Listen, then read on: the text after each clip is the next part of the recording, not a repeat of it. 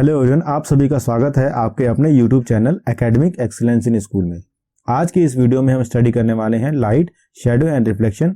जो वर्कशीट 18 हमने करा था उसके आगे की एक्टिविटी करेंगे और समझते हैं कि रिफ्लेक्शन ऑफ लाइट किसे कहते हैं। रिफ्लेक्शन ऑफ लाइट, मान लीजिए कि ये हमारे पास एक सरफेस है और यहाँ पे हम बॉल को डिप करते हैं तो ये बॉल जो है वो वापस इसी डायरेक्शन में बाउंस हो जाती है। सेम ऐसे ही अगर एक मिरर है उस पे लाइट आती है तो लाइट भी बाउंस हो जाती है।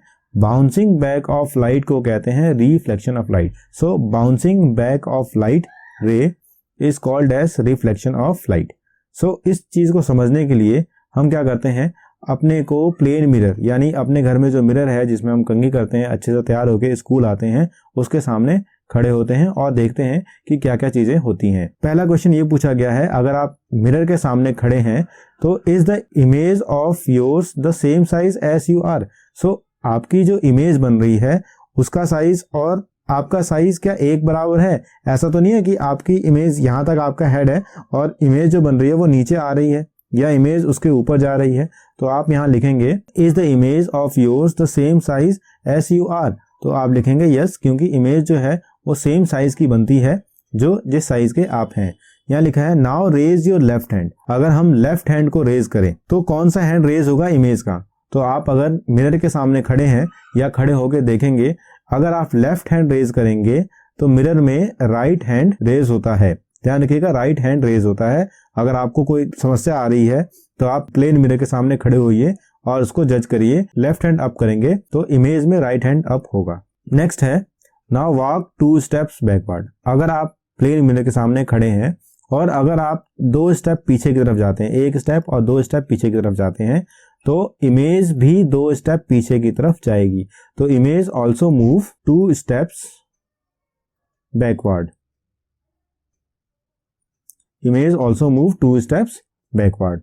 यहाँ पे इसी कैरेक्टरिस्टिक्स को, इसी प्रॉपर्टी को प्लेन मिरर के इमेज के रूप में लिख रखा है कि इमेज जो होगी वो सेम साइज की होगी जितने बड़ा ऑब्जेक्ट है, और इमेज लेटरली इन्वर्टेड। ये वर्ड बहुत इंपॉर्टेंट है, लेटरली इन्वर्टेड। ये जो लेटरली इन्वर्टेड का मतलब ये है कि अगर आप लेफ्ट हैंड अप करेंगे तो इमेज में राइट हैंड अप होगा, और अगर आप राइट हैंड अप करेंगे तो इमेज में लेफ्ट हैंड अप होगा। ये आप ऐसे समझ सकते हैं कि अगर आपने किसी से कहा कि आपके लेफ्ट साइड पे, लेफ्ट साइड यानी लेफ्ट चिन के ऊपर लगा हुआ है, आप उसको हटा लीजिए, तो आदमी तुरंत जो है, जो व्यक्ति जो है वो तुरंत लेफ्ट हैंड अप करता है, जबकि चिन पे राइट साइड में वो होता है। ऐसे ईयर टच करने को कहा जाएगा तब भी ऐसा ही होगा। अब इस एक्टिविटी को समझते हैं। महेश जो है वो प्लेन मिरर के सामने खड़ा है और उसकी जो इमेज बन रही है, यानी प्लेन मिरर के सामने खड़े होने के बाद जो मिरर के अंदर जो एक शेडो बनती है या वो जो उस आकृति का कोई चीज दिखता है उसे हम कहते हैं इमेज। इमेज जो है वो हर चीज की बनती है, लेकिन इमेज बनने का एक तरीका है कि जब कोई लाइट किसी पर्टिकुलर ऑब्जेक्ट पे आती है और रिफ्लेक्शन के बाद वापस जाती है तो उस रिफ्लेक्शन को ही मिरर में दिखाया जाता है, उसको हम कहते हैं इमेज, जो प्लेन मिरर के थ्रू होता है। उसकी कुछ कैरेक्टरिस्टिक्स यहाँ पे दे रखी हैं। The image formed is same size. Same size का होता है इमेज, जो ऑब्जेक्ट का साइज है वही साइज होता है इमेज का। Laterally inverted. लेटरली इन्वर्टेड मैंने आपको बताया कि लेफ्ट हैंड अप करेंगे तो राइट हैंड अप होगा, राइट हैंड अप करेंगे तो लेफ्ट हैंड अप होगा। इसे हम कहते हैं लेटरली इन्वर्टेड। थर्ड है इमेज मिरर के अंदर बनती है। इमेज मिरर के अंदर बनती है और उतनी ही दूरी पे बनती है जितनी दूरी पे आप खड़े हैं। मान लीजिए कि आप मिरर के सामने खड़े हैं, 1 स्टेप पे खड़े हैं, तो इमेज भी 1 स्टेप पे बनती है। और अगर आप मिरर से 2 स्टेप दूरी पे खड़े हैं तो इमेज भी मिरर के अंदर 2 स्टेप की दूरी पे होती है। अगर आप इसको चेक करना चाहते हैं तो आप थोड़ा आगे 2 स्टेप होइए मिरर के सामने और 2 स्टेप पीछे होइए, तो आपको कंफर्म हो जाएगा कि वाकई में इमेज जो है वो आगे हो रही है अगर आप खुद 2 स्टेप आगे चल रहे हैं, और अगर आप इमेज पीछे हो रही है अगर आप 2 स्टेप पीछे जा रहे हैं। अब यहाँ एक्टिविटी है, write the letter A-B-C to Z on paper and face towards the mirror. अगर आपने A-B-C ऐसे करके लिखा, मिरर ये है, तो मिरर A का जो होगा वो कुछ इस तरीके से बनेगा दोबारा, और B जो बनेगा वो कुछ इस तरीके से बनेगा, और C कुछ इस तरीके से देखने को मिलेगा आपको। ये प्लेन मिरर में, आप प्लेन मिरर के सामने रख कर भी देख सकते हैं ये चीज।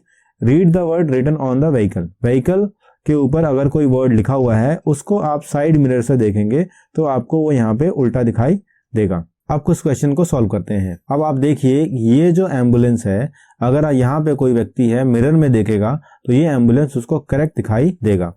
यहाँ पूछा गया है what is reflection of light. Reflection of light मैं यहाँ पे लिख रहा हूं, इसका आंसर है रिफ्लेक्शन ऑफ लाइट का bouncing back of light, bouncing back of light on mirror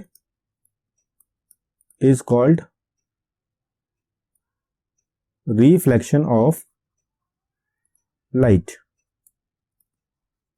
next question है what is the ratio of size of image to the size of object. तो मैंने आपको बताया कि अगर आप 5 फीट के हैं तो इमेज भी जो होगी वो भी 5 फीट की बनेगी। तो अगर साइज ऑफ ऑब्जेक्ट और साइज ऑफ इमेज का रेशियो देखा जाए तो उसका रेशियो आ जाएगा 1।